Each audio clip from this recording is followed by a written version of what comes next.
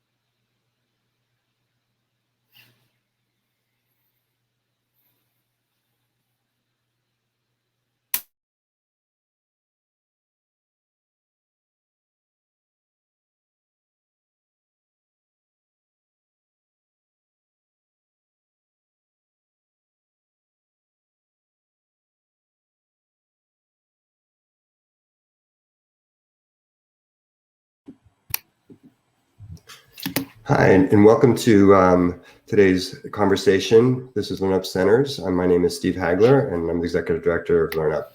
We're a nonprofit on a mission to teach all ages and types of learners to read. And I'm here today with two really esteemed guests. I'm here with Jamal Cooks. Jamal is originally from Oakland. He's the Dean of Language and Arts at Chabot College in Hayward, California. He's an educator who has worked in secondary schools, colleges, and with formerly incarcerated students attending Chabot College. He's active in many professional community organizations and has a doctorate in language literacy culture and an MA in curriculum development from the University of Michigan and a Bachelor of Arts degree in political economy of industrial societies from the University of California at Berkeley. He lives in Oakland with his family. We're also here with Dr. Mechele Newell. She is an upper elementary school teacher at elite public schools here in the Bay Area in Vallejo. And before embarking on her second career in education, Mechele was dedicated in the last 20 years of her life to serving the U.S. Air Force, both as an active duty member and as a civilian employee in a clinical lab setting. Dr. Newell also holds a doctorate in education from Drexel University. Welcome, both of you. Thank you. Thank you. Thank you. I want to frame today's conversation about literacy justice from my own experiences of working in education.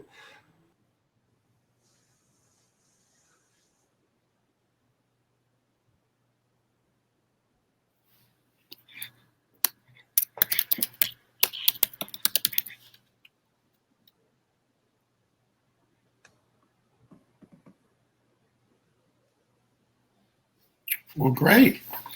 Well, Mechele, Yes. we are here with the conversation. Yeah. Yeah. So I think, so in terms of just starting, I'm sure Steve will be back soon. You know, what if you can maybe share a little bit about your experience with Steve being back? Go ahead, Steve. Where did I get dropped off? We're off to a great start. Thanks, you guys. Your experience teaching. Yeah, so as a high school teacher, I thought it was all about kids learning about grit and determination and learning how to push through things. When I fast forward to being a director of a reading organization, I found out that most of my students couldn't read, and they wouldn't write for me, they wouldn't read for me. And as we work with more and more community partners, I'm noticing similar patterns in this generation as I did with the kids I taught. So with your background and experiences, we thought you'd be great people to have a conversation with about what is happening in our schools and what is happening in our communities with our children. And I wanted to give you an opportunity to frame this conversation from a literacy justice point of view. I was wondering, Mechele, if you might kick us off. Sure, no problem. I always like to go back as far as I can, and as far as I can in this context with literacy and social justice.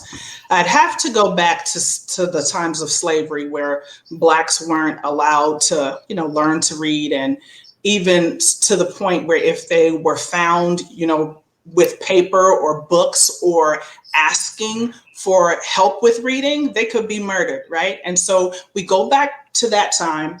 We work our way up to the abolishment of slavery when Jim Crow laws were formed, and they were still further marginalizing Black people. Even if you think about voting rights, right? The assessment that Black people would have to take just to earn the right to vote when we hadn't even been taught to read or we weren't allowed to read. And now all of a sudden we have this assessment. So you have that point. Even to current day, we have a long, dark, deep history with oppression when it comes to literacy, even to the point now where we still have teachers who do not believe that Black people or even poor people can learn. So it's not something that's new. And if someone says it's not related to social justice, then that's problematic, because it most certainly is. Thank you. And Jamal, your career has been spent at the secondary level. Does this change how you see this question? Yeah. So I think one of the major concerns that I have working with language and literacy teachers and schools is a couple of things that I see end up happening. One is that there's this kind of a kick the can back approach of, oh, hey, I'm a 10th grade teacher, and so my students didn't achieve X, so that was the 9th grade or the 8th grade teacher's fault. And everyone kicks it back. And so you know, if you're a pre-K, preschool, pre-K, or kindergarten teacher, you're you know, the weight of the world is on you because you didn't teach enough early enough so that they were prepared for us, no matter what level, what subject area, for us at the secondary level. So I think that is something that has to change. I think what also has to change is this notion that language and literacy is only going to happen in the English classroom. It's not true. It's everyone's responsibility. It's everyone's responsibility to build vocabulary. It's everyone's responsibility to talk about language and literacy in your content area. It's everyone's responsibility to talk about what writing looks like in that particular format, in that particular subject or content area. So I think that's something that also has to change and shift in terms of the way that we think about teaching language and literacy at the secondary level. So I think the third piece is when we say illiteracy, what are we really trying to define, right? Is it just the ability to read and write? Is it to be able to comprehend? Is it to be able to understand? Is it to be able to regurgitate information? Is it to be able to do something in terms of exemplifying or modeling different language and literacy contexts? So I think that's a question that we as educators have to answer. Particularly because the term and word illiteracy has such a loaded kind of word. That's a really interesting observation. Mechele, do you have thoughts on that?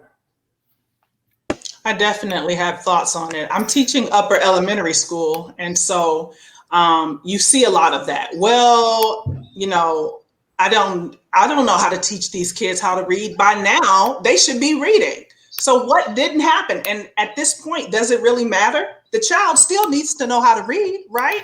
Because listen, it only becomes more difficult. And I know I'm preaching to the choir, but if I have a child who enters 4th grade and they can't pick words up off the page, I can't expect for them to be successful in math. With all these story problems, they're not going to be successful anywhere. So reading is everyone's responsibility. I feel that way. Even if I was teaching single subject science in 12th grade, I still feel like I have responsibility to teach that child how to read if they come to me not knowing.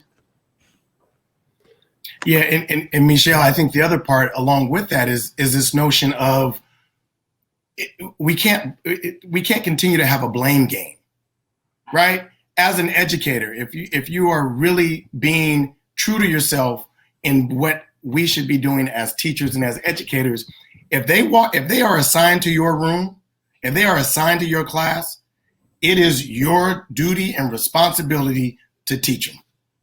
Period. Whether they have an IEP, whether they're ELL, those are, to me as an educator, those are all excuses. Those are circumstances. But as an educator, my job is to give them everything and anything I can in my particular class at whatever level, secondary, elementary, subject area, content area, whatever that may be. And I'm not going to blame another teacher. I'm not going to blame the student. I'm not going to blame the family. I'm not even going down that road of what someone else did, because guess what? I have them in my classroom now for an hour, each day for 50 minutes for the full day if you're an elementary school teacher. So I think those are, when I'm talking about reframing how we think about being a teacher, reframing how we think about being an educator. And I think when we reframe that, then that's that purpose and that understanding, that's when we get to a better understanding about how we need to teach language and literacy and the importance of it across the content areas. I so hear that. We talk about meeting kids where they are, and yet we don't talk about how to create an educational system to actually do that, right? I mean, I think we were talking about in some of our pre-conversations, like how do we create a place where, if you have kids who are reading below your grade level who can still survive inside your classroom and still thrive inside your classroom, while we go back and fix the fundamentals of that child if they need it. Right. I think there's some, if people are interested in books and articles and authors, we can kind of a rapid fire piece. Ghodie Muhammad's book, Cultivating Genius. Ghodie is knocking it out of the park. It is on fire. She's knocking it out of the park. That's something that people should pick up. April Baker Bell, also doing a phenomenal job with linguistic justice, which I think is vitally important. Tanya Perry is doing work on language and literacy in terms of Common Core, and the list goes on and on. But a book that I'm reading right now is called Equity-Centered Trauma-Informed Education by Alex Venet, V-E-N-E-T. And what's very, very interesting is that the book is defining trauma-informed education, and is also defining equity-centered in the first two chapters. And what's very, very interesting is that most of the time when we hear the term trauma-informed, it's usually that something has happened to the students at home or in the community, and that they're coming into our school, and it's up to us to fix them. It's up to us to be able to help them, right? This kind of savior mentality, right? What this book is talking about is that, in essence, is that that's happening outside of school, which we don't have control over. What we do have control over is what happens in school. What we do have control over is how are we developing our curriculum to be able to speak to our students. What we do have control over is how do we build culturally relevant pedagogy to be able to scaffold appropriately for our students. How do we what we're in charge of is how do we provide differentiated instruction for the varying levels and experiences that our students are walking into our classroom. What it talks about is how do we talk about assessment, not just in the formal test, but informal, whether that's projects, that's essays. How do we want our students to show us what they are learning, right? So I'm able to apply these ideas and concepts to curriculum instruction and assessment. And ultimately, when we're talking about school policies, when we're talking about procedures, when we're talking about how the school, consciously or unconsciously, is providing barriers and absolutely causing trauma and hurt and pain for our students, that's the level that we need to get to. We could talk about we're blue ribbon this and we teach that and our scores are this, but we have to be able to say, be reflective and be able to say, what is our input in causing trauma to our students? And there's a lot of teachers and schools that don't want to do that. I definitely want to say, when he first mentioned the trauma-informed care, we are a lot of the times, when I say we, I'm speaking collectively as an educational system, we bring the trauma. How many kids came to me in third grade with math trauma, right? How many kids came to me in third grade with reading trauma because they couldn't pick a word up? We do that a lot of times. And so I was so appreciative of that. We have to make sure that our focus is on us controlling the controllables. And what is controllable is what is in that school. What's in my classroom, I control. When you step in here, I have complete control of that, and I'm going to take advantage of it. So we work with our school leaders. We work with our colleagues. I don't care where they are. We find people who have been able to do this thing right, and then we try to glean from that. One thing you also said about curriculum, and I want to talk about trauma-informed care with curriculum. Please, Goldie Muhammad, Cultivating Genius, Lisa Delpit, teaching other people's children. We have all these great authors writing these books, giving us insight. But the least we could do is sit down, open up that curriculum, and think about our children that are sitting in front of us. Who is missing from this picture, from this curriculum that we're getting ready to use? Our kids are struggling and they're traumatized because they don't ever see themselves. They see a bunch of windows and very few mirrors. And so that is something I can control. So even in math and science, we're talking about culture. We're talking about history, so I had to just throw that in there because a lot of the problem with the trauma is coming from us, present day, from those 8 hours when they're in our care. Go ahead, Jamal. No, I was just going to say too, I think that the word trauma is another word that's very loaded. And most self-respecting educators, teachers, or principals are going to say, I cause no trauma, right? Because the word connotates like harm and like I hit you, I pushed you, right? I yelled at you. But what we don't recognize, and I think Mechele is talking about this, particularly with the math, by the time they get to third grade, if they may have been so afraid of being at school, right? If you've ever heard a kindergartner, first grader, second grader ever say, I don't want to go to school, like, what do you do with that? Like, what do you do with that, right? Like, that is a heart-wrenching thing to hear. And so as educators, we have to think about, and I want to make sure I say this part too. I am by no means saying that we need to be Oprah Winfrey. We need to be, everything is touchy-feely. And I do not want anyone to leave thinking that I'm saying that we need to coddle students, that we need to be soft on students. What I'm saying is we need to be connected with students. That's what I'm saying. We need to know, what do they need to be successful, right? We've talked about equity and equality, right? But everybody doesn't, just because everybody gets the book doesn't mean they're going to learn it all the same, right? Equity means that we give each one of those students what they need to be successful. And we can't do that if we don't better understand every single student that's in front of us. And so, yes, we can cause trauma. Yes, we can cause fear. Yes, we can, there is a power dynamic between a teacher and a student. There is a power dynamic between a principal and a teacher. There are power dynamics, whether we talk about them regularly or not, and we have to be aware of those and be reflective to be able to deconstruct those for the betterment of the school, which ultimately is better for the student. You made me reminded me of the idea that when you get a classroom full of kindergartners and you ask a group of kindergartners if they're ready to learn, and every single kid raises their hand. There's not a kid who enters kindergarten who doesn't believe they're going to learn.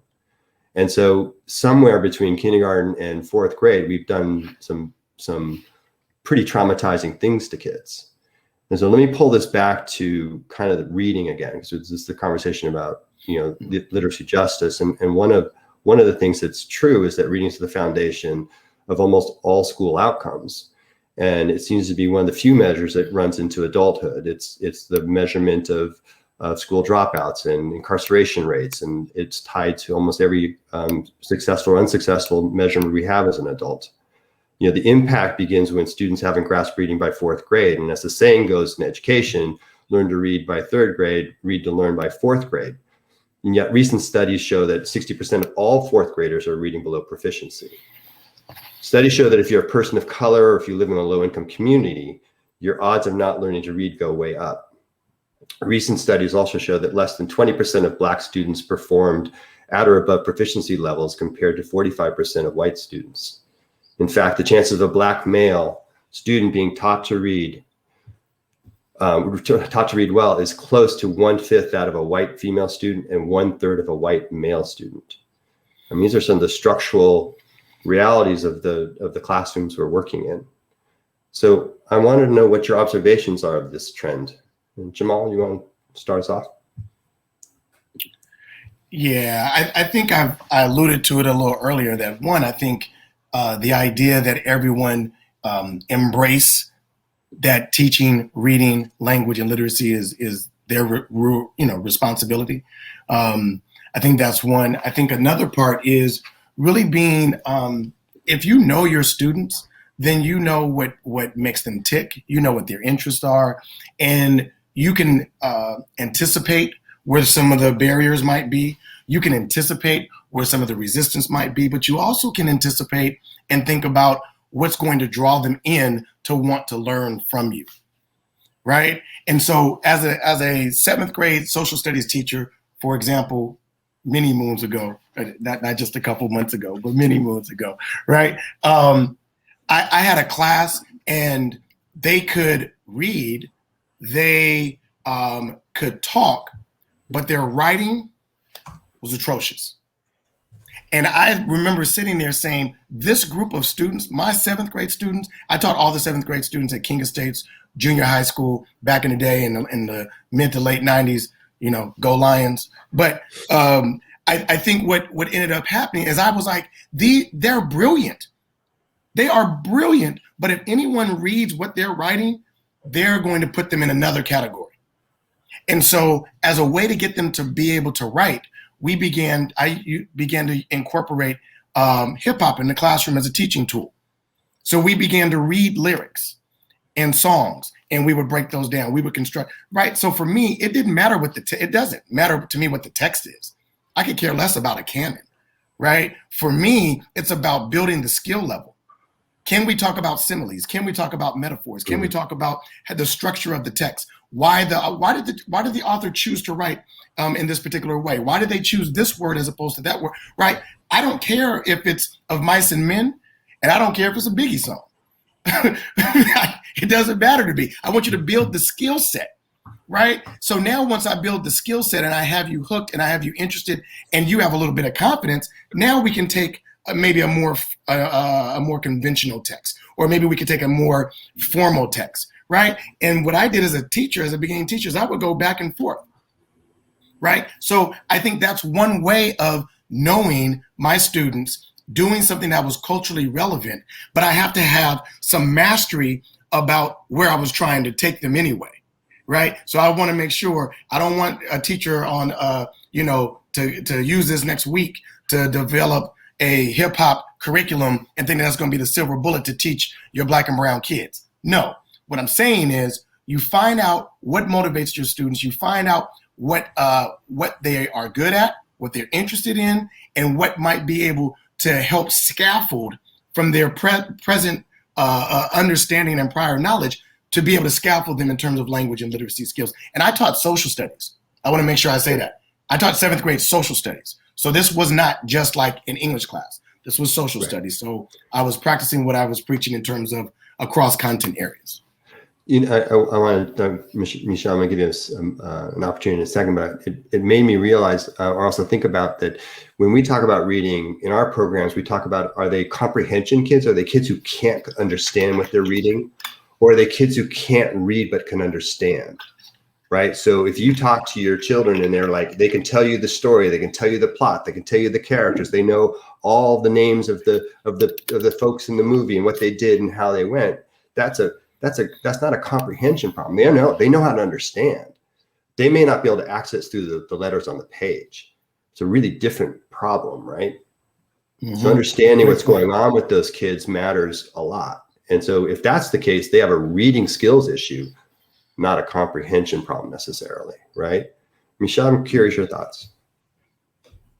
I wanted to drop this book on from Dr. Kunjufu, Black Students, Middle Class Teachers. One of my school leaders actually mentioned the book to me in regards to a conversation we were having about how I felt I always have to deal with my own implicit bias. I'm a Black educated woman teaching Black and brown children, and I have bias. And so I was telling her something, I'm very reflective And this probably annoys the people around me, but it's okay because the kids are better, right? Because of it. And I was just talking to her about, oh, this is what I thought and this is what I did. And she's like, oh, you're reminding me of something in this book. So I wanted to drop that book for people to pick up. But there are three things as I reflect on my observations about this trend. And one is teacher expectation. And Dr. Cooks had said earlier about blaming families. We gotta stop blaming families. We gotta stop blaming poor communities. Ooh, they don't have enough. So therefore, we gotta stop blaming children, you know, their behaviors or whatever it is, and start expecting something of them. I promise you, when you expect something out of these children, they will deliver. All right, they will deliver because they know you expect something. The other thing is classroom culture. Dr. Kunjufu talked about how when you go to an inner city school and you have a bunch of Black kids, that one Black kid that's trying to learn, he feels some kind of way because his peers are like, what, you trying to be white, you know, because you want to be smart. And we have to create an environment and a classroom culture where the expectation is that you are brilliant already. Dr. Cooks talked about that. These kids are brilliant. But if someone looked at their output based on the criteria that we have, we could talk about that another day, they wouldn't see their brilliance. So that classroom culture is everything. The last thing, and everyone who knows me knows, teacher prep, we gotta do better, period. I am a second career K-12 educator, which means I had to go back. I had my doctorate before this, but I had to go back to do California's teacher prep. I had to go back and do that. And I'm not any better because of it. I'm just gonna say it because I feel like I should. You know, I'm not any better because of it. I need teacher prep programs to give teachers the tools that they need. So when that kid comes to me in fourth grade, fifth grade, sixth grade, or they go to secondary school and they can't read, that teacher doesn't say, well, that was their fault back there. I don't have nothing to do with it. I need to know how to get that kid reading. And if I'm spending thousands of dollars to become a teacher, then good night. Teach me how to teach these kids how to read. I hear you. I think it's one of the interesting things is like, how do we begin to change teacher colleges and how they work with their graduate students to address these pressing needs inside our communities? I mean, as a secondary educator, I remember studying literacy, but I don't remember studying reading, and it's really different. Like what those are two different things. And I'm hearing also from our community that the current crops of you know, there are some excellent teacher education programs out there, but most are not teaching their teachers how to teach reading. They're teaching a lot about literacy and not about actually how to do it. So let me bring it back for a second, because I wanted to shift our conversation to how we're teaching reading and the ongoing controversy over whole language or blended literacy, as it's often referred to, versus phonics or even structured phonics, as we teach at LearnUp. These programs are in place. We have many of our schools are using whole language approaches. Some are using or moving towards structured phonics. Can you talk about your experiences with teaching reading in schools? Mechele, you want to start? I will. I'll share an experience that I had this year with one of my kids. I had a kid that I like to call him Billy Bob. I'll call this child Billy Bob. Came to me middle of December, right before break. Precious child, sweet baby, right? Brilliant mind. Reading, when you sit down and do the fluency assessment without any, you know, just naked and raw, let him read, let's see what he has, into first grade level. And I teach fourth grade. And that's problematic, obviously, right? But I was really baffled because you spoke earlier about, can the child comprehend and not read, or are they able to read and they don't comprehend? And this kid, such a brilliant mind, comprehension off the charts. This child could remember almost word for word everything that he read. And for as long as it took for him to read it, I was baffled by, how do you even remember that stuff?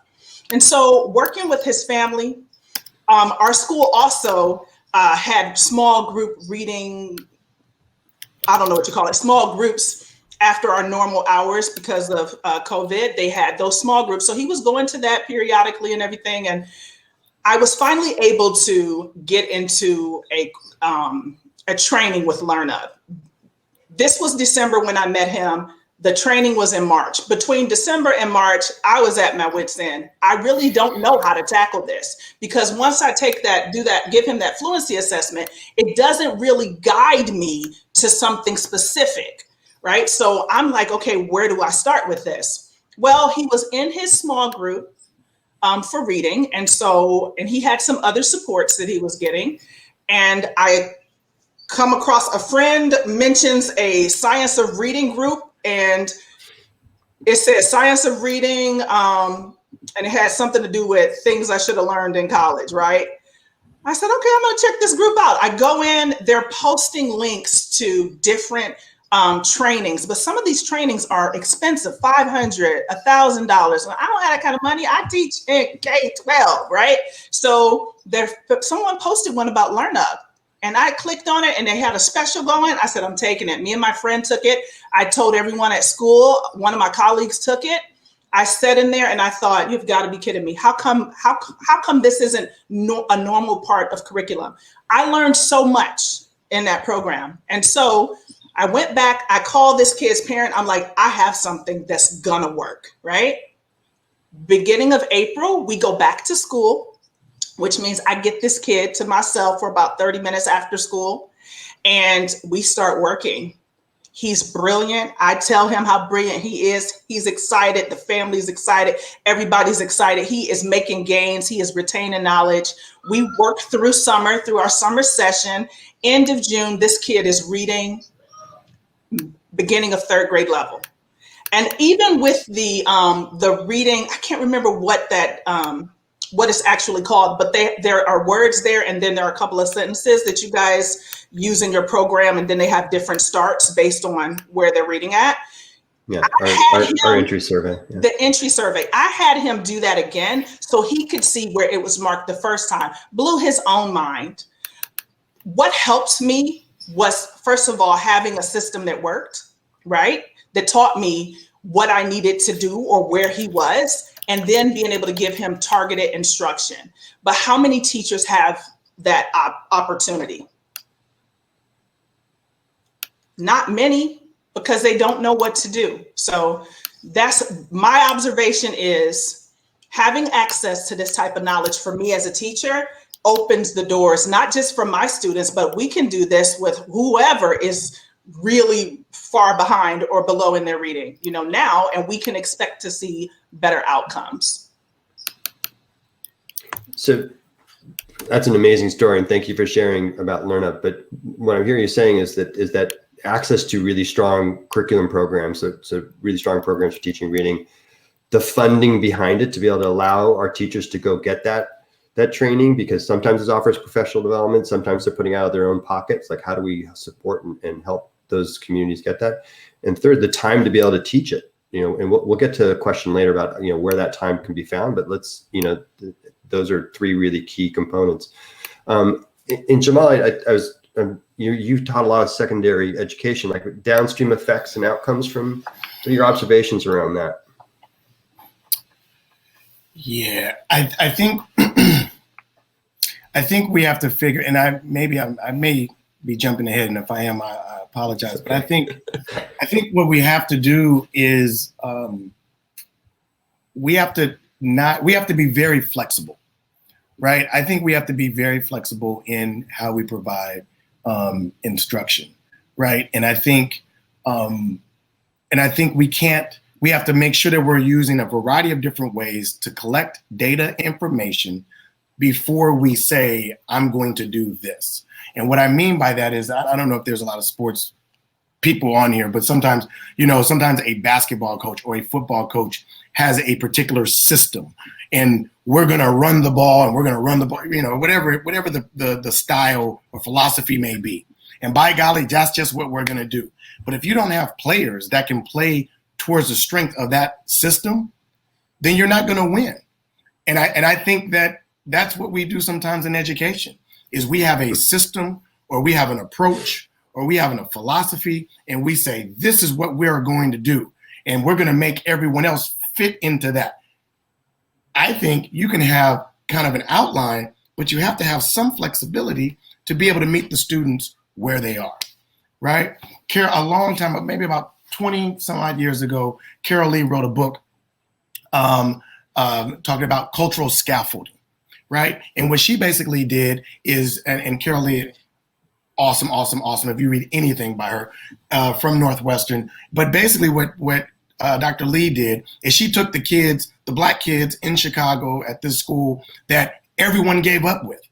Everybody gave up on, and the scores were low, and everyone had given up on them. Well, she taught them. She taught them for over the course of, I believe it was 3 or 4 years, and by the end of it, those kids that people gave up on in 9th grade tested better and were doing better with language and literacy practices than everyone else. And what she talked about was she was culturally relevant, and she used cultural scaffolding to be able to build their content knowledge and to build their skills, right? And not stay with the canon or whatever that might be. So I think the point that I'm making is that as instructional folks, we have to look at curriculum, instruction, and assessment, collect all kinds of different information and data, and then figure out how we're going to be able to help our students, not the other way around.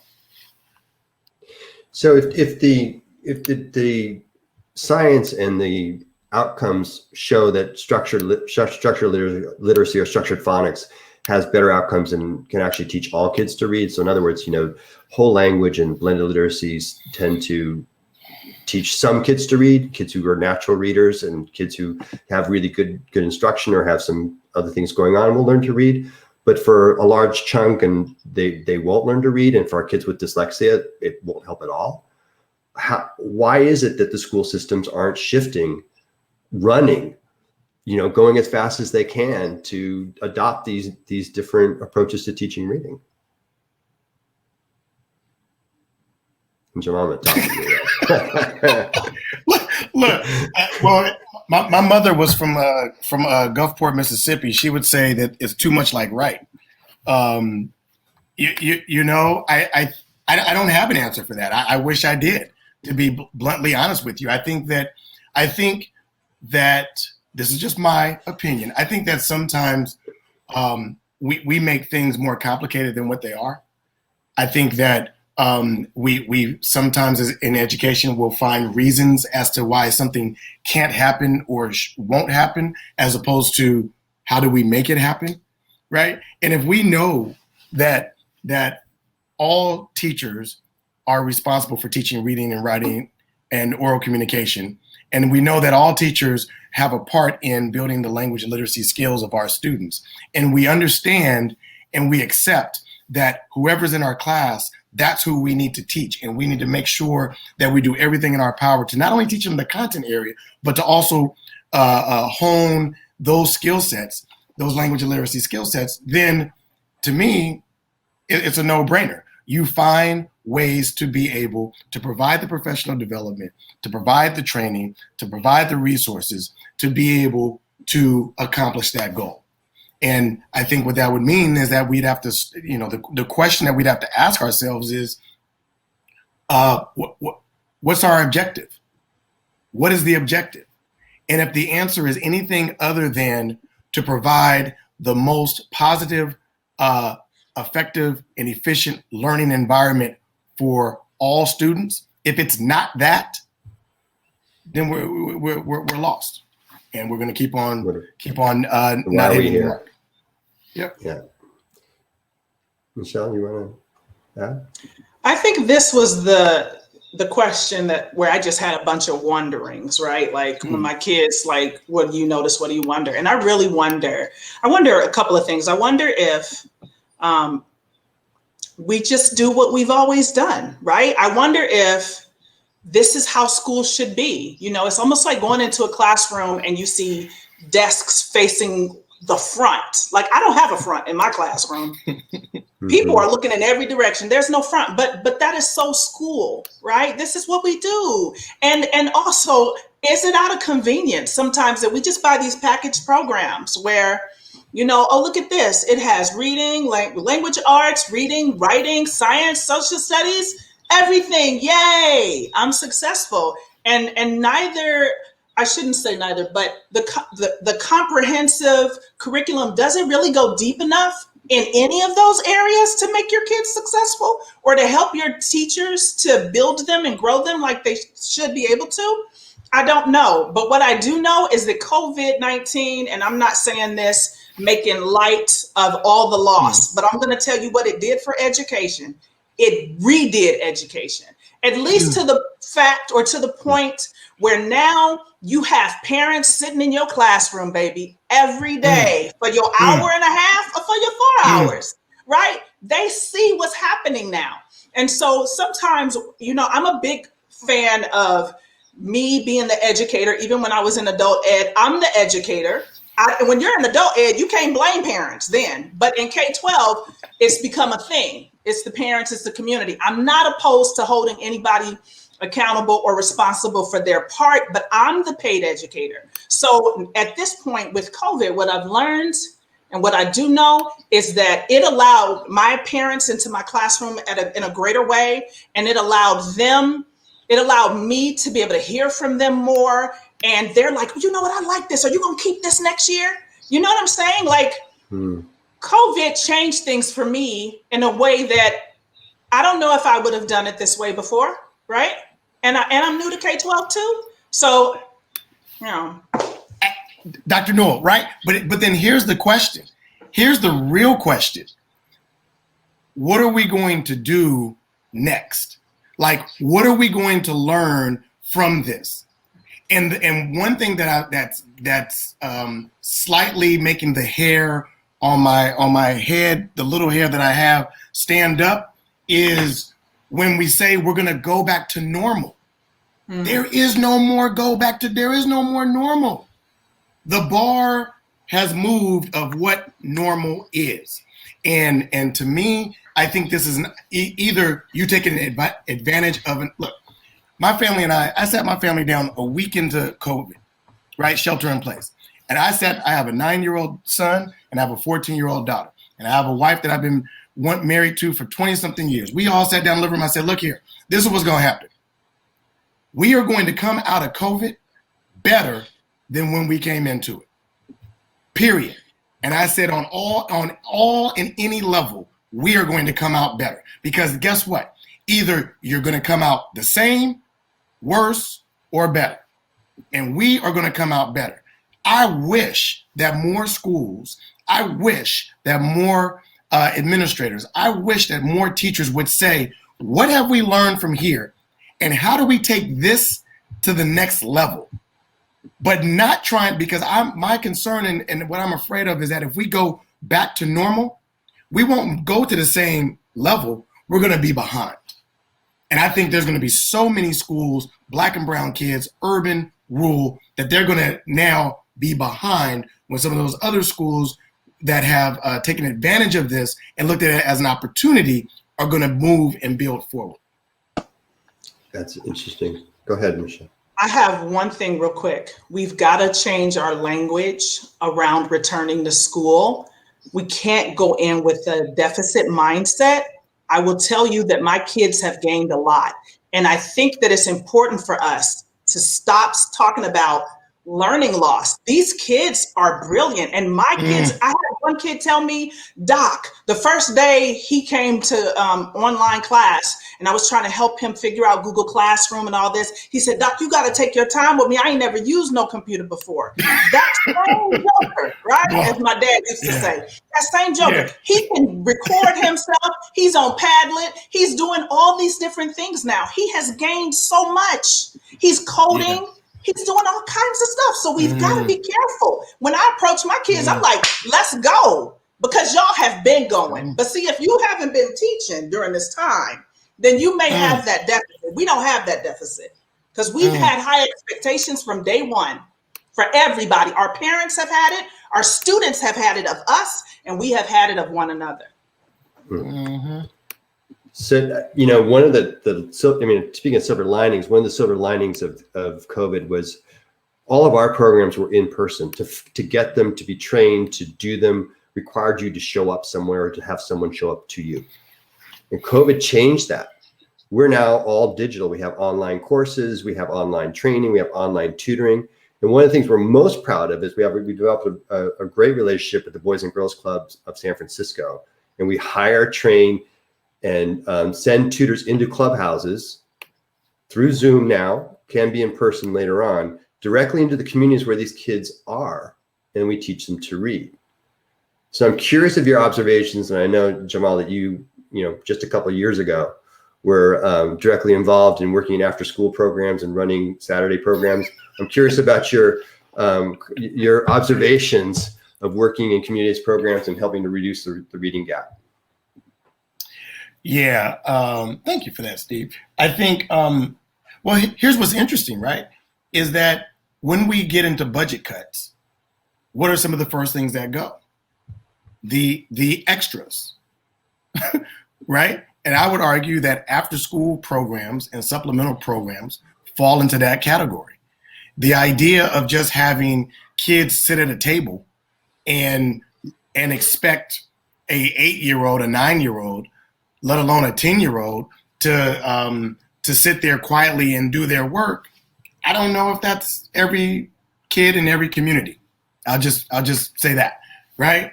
So how can we utilize that time and space to be able to continue to teach for some, reteach for others, and continually scaffold the information so that and Steve and I, we talked a little bit about this, but getting to a point of what you're defining as mastery, right?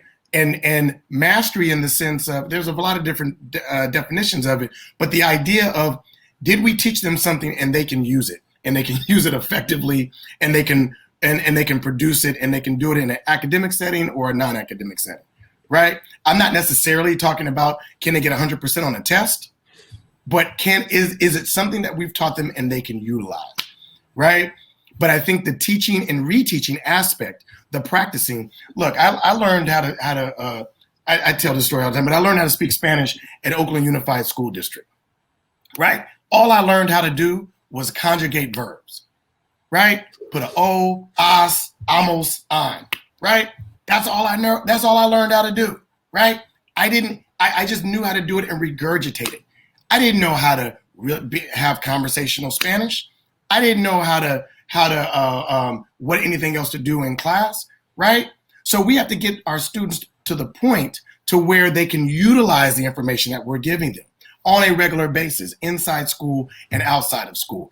My Spanish experience, no, horrible, right? but I think that that's on par with some of our students as they learn language and literacy in our classrooms, is they do it just enough to give it. But if we utilize after school, Saturday school, after hours, and we use it as a time to teach and to reteach, my argument would be they would be vastly accelerated and move towards what some folks may call mastery, or what they may be able to say in terms of being able to utilize that skill set in a variety of different settings.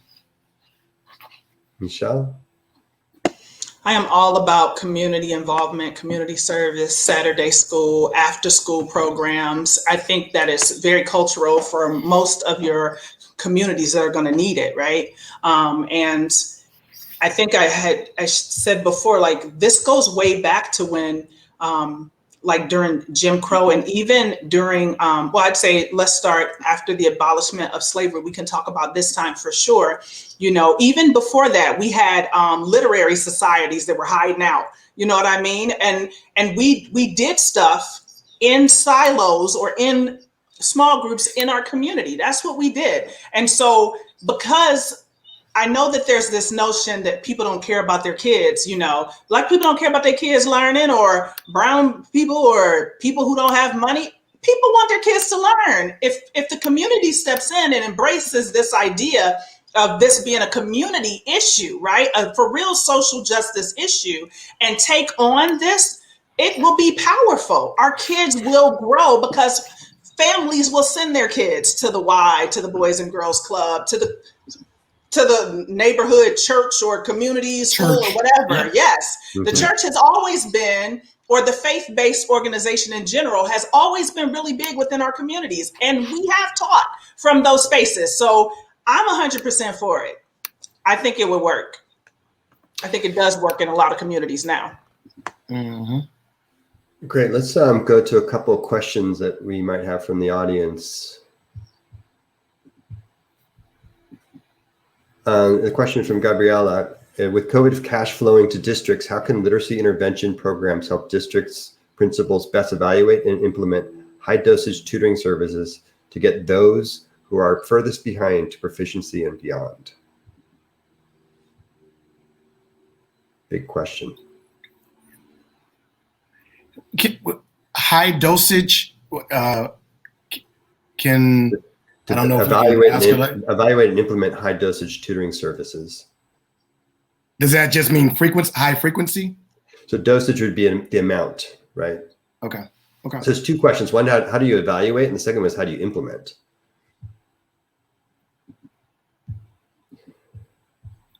Well, it sounds like one way is to figure out what kind of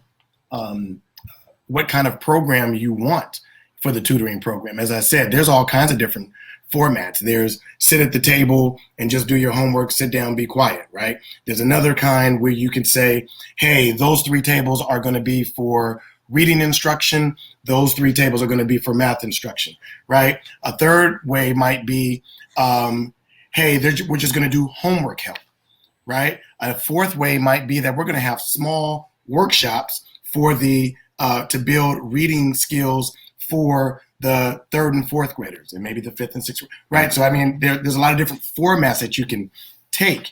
I personally, because I started an after-school program while I was in college and worked with tutoring programs and outside of school programs. I'm not huge on getting X company to come in and do the program itself, just because sometimes I think that some of those programs may have a one-size-fits-all kind of approach, and that may not be what our environment needs. But I would absolutely be community-based and homegrown, right?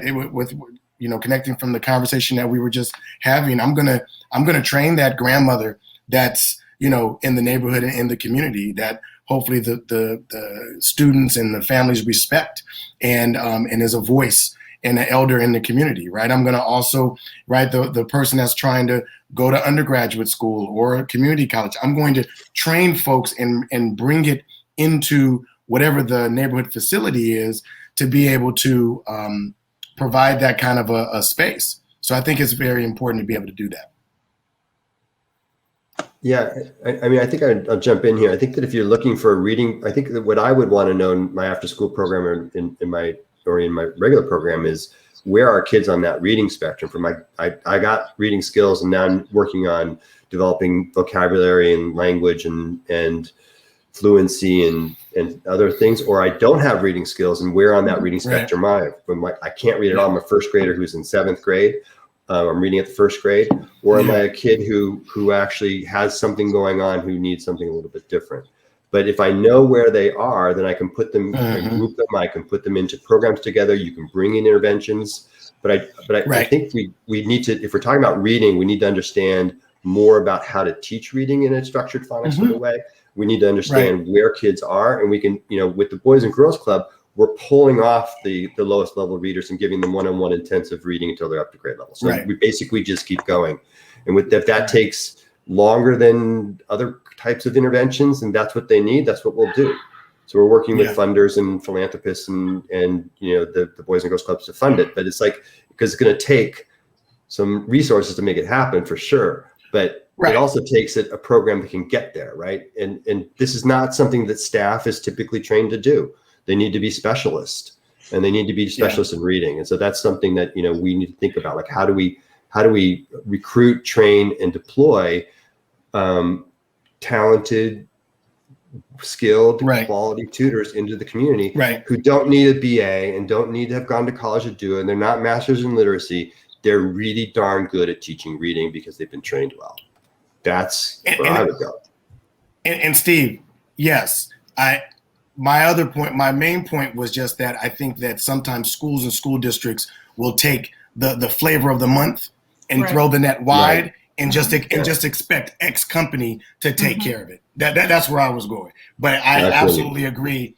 I definitely agree that you know, I'm not a mechanic, so I'm going to bring someone in that knows how to work on cars to work on my car, right? So you bring in folks that have the resources and the expertise. Absolutely.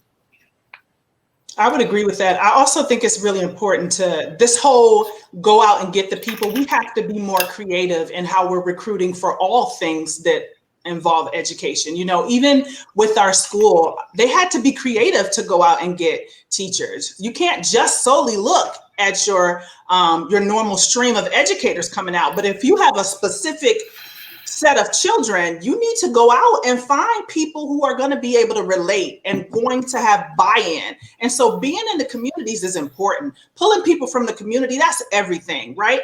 You want to make sure of that, because then you're going to get more bang for your buck, if you will. They have buy-in to help the community because these people are from our community, and their families, they're going to be more comfortable allowing their children to come. They, you know what I'm saying, and get what they need. So I think that part is really, really important. It makes total sense, because if you're recruiting from the community, the idea of relevancy is changed, right? Because it is relevant because it's actually born of the community. So it's the skills that have to be, the skill base needs to be changed, but they bring this huge piece of it to the conversation, which would be amazing, right? It would. And also think about this. I came from being a clinical microbiologist to teaching in K-12. Now, who would come to recruit me? Right.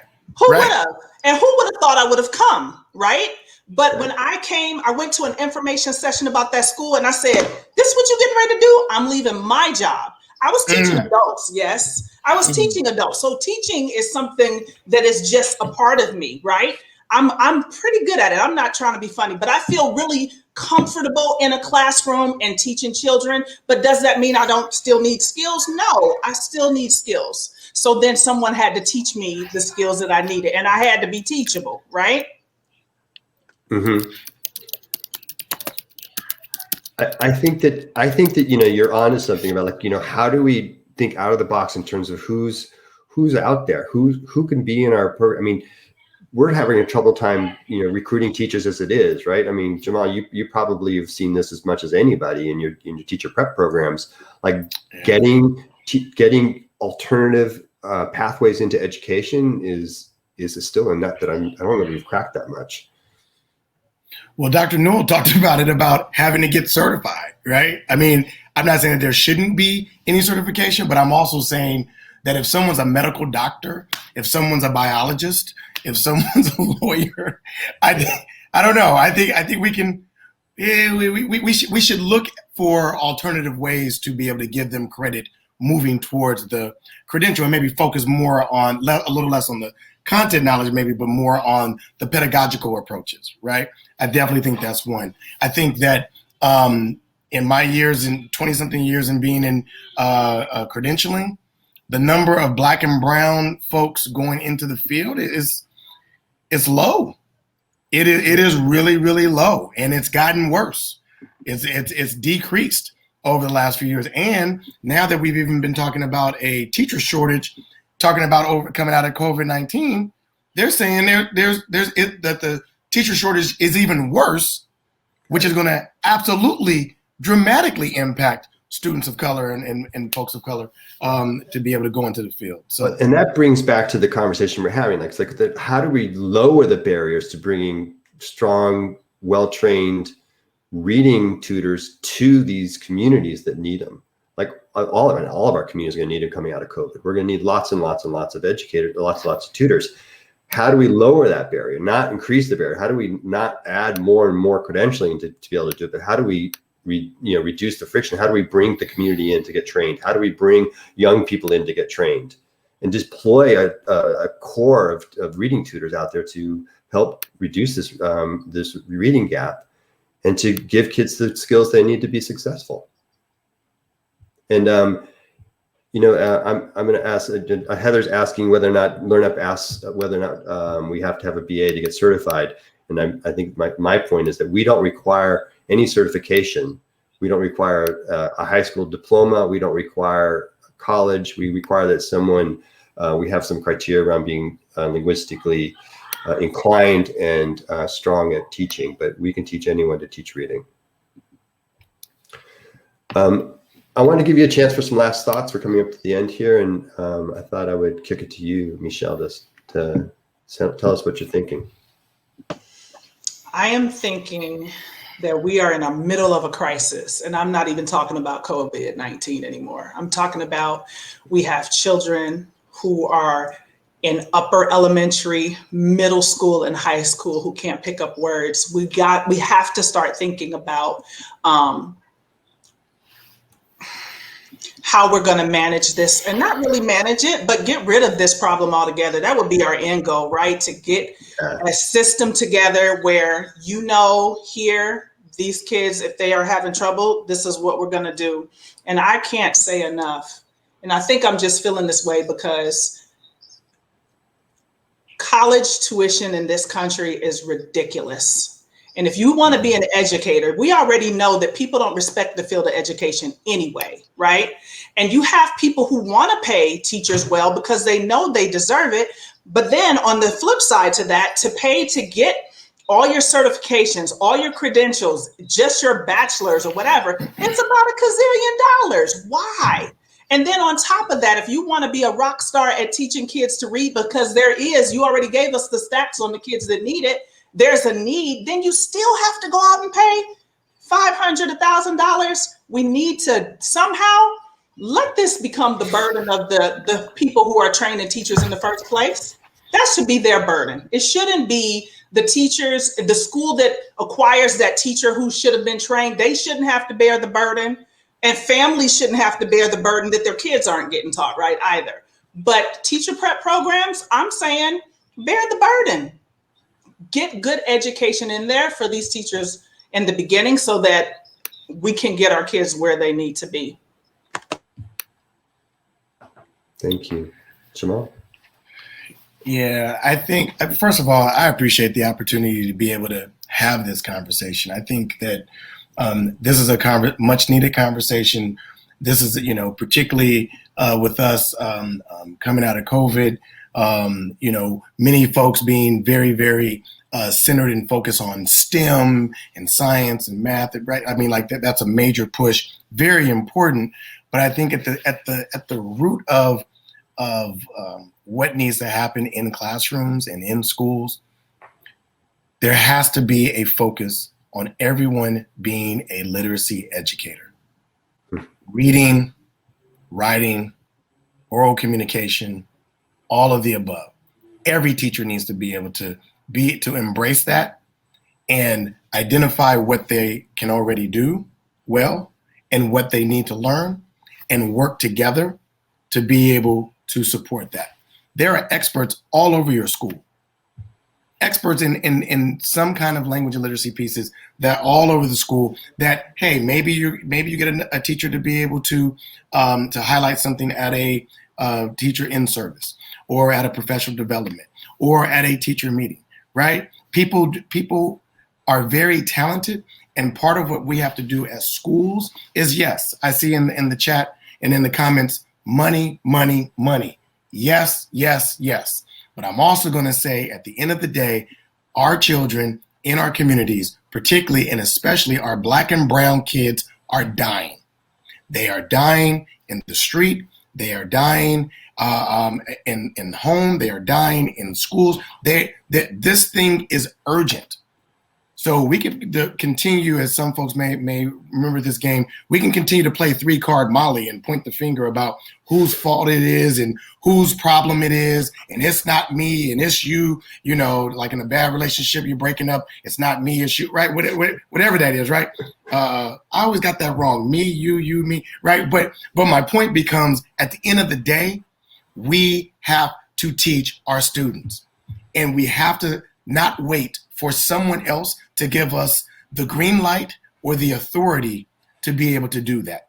This issue is urgent, as Dr. Newell was talking about, and we have to make it a point to find creative ways to be able to get our students what they need, period. We need to make sure that we stop causing harm, that we stop causing trauma, that we stop being part of the problem, and make sure that we are ultimately part of the solution. And I believe that the base of that and the foundation of that starts with being able to read the word, being able to read the context, and being able to ultimately, as Paulo Freire would say, be able to read the world. So thank you. Thank you.